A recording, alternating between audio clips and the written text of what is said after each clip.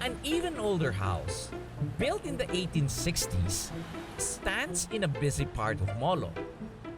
The Balay nga Bato, or Stone House, is another heritage property Iloilo is proud of. Nene introduced me to its fourth-generation owner, Mrs. Luth Camiña.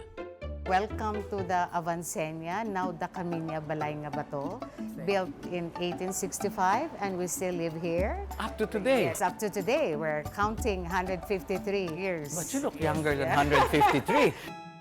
It was a typical Filipino house from the Spanish times, beautifully restored and filled to the brim with treasures of the past. Luth happily showed us the different parts of the house. But my favorite part of the house is where all the wonderful aromas are coming from. They serve traditional Iloilo favorites, which also come with their own interesting histories. Wow, what is this? That's our signature drink. That's, of course, the tsokolate tablea. So, since you're a special guest, Captain Joy, you'll get the tsokolate espresso, the thick one. Okay. You know how to drink it the Ilustrado way. I have to follow you. I was the Indio all the time. You have to drink it with in your demi-tasse. This is the half cut. Okay. And then you do it with your finger pinky up. Oh, this one is This up. one is up. Very nice, very thick and very nice. Huh? The cacao is made into tablets of chocolate, heated in cast iron jugs, and beaten with a special wooden whisk or batidor.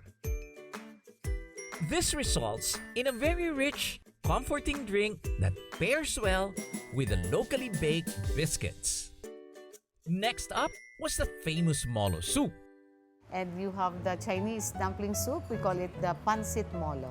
Yeah, I know. I order this often. But why Chinese? Were there a lot of Chinese staying at the time here? Yes, in the district of Molo, that's the neighboring district, that used to be the Parian, na pari na yan, the Christianized Chinese. So enjoy your pancit molo, Captain. I will Joy. try it.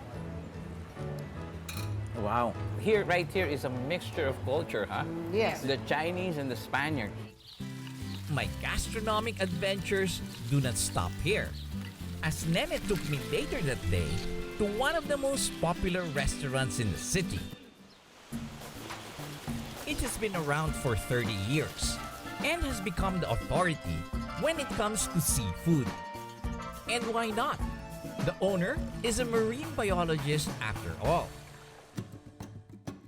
Munding shows me around the different aquariums containing some of their specialties. The food is as fresh as catching it yourself. Meanwhile, a mouth-watering spread of seafood awaited Nene and I. How do we start, Munding? What's your recommendation? Start with the sashimi or With the sashimi. with the soup. This is abalone sashimi. Very nice. First time I have it in sashimi. The soup was the meaty diwal, or angel wing clam, found in nearby Capiz. The scallops. We got that from Carles. This is good. Very good. Of course, I feasted on my favorite red crabs. This looks very nice. And your vinegar is something special also, I know that. Yes, This is that's right. very Sinamak. We different. call that Sinamak. sinamak. That's right, sinamak. Very, Ilonggo, no? Yes. very Ilonggo. It's different when it's fresh, no? Very different. Live actually. It's live. Finally, I got to try the famous managat fish. And Nana, you were saying this is your favorite. This is the favorite of everyone here. Of everyone, okay. You get the fat. The fat is the good one. But I'm already very fat, so I will be doubly fat.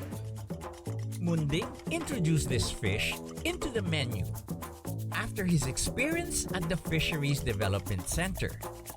From being an unpopular fish, it is now a favorite for its milky texture and flavorful taste. When I asked Munding why he named the restaurant Breakthrough, he says it is what any scientist hopes for. A sudden, important discovery. Something that I also achieved while visiting here.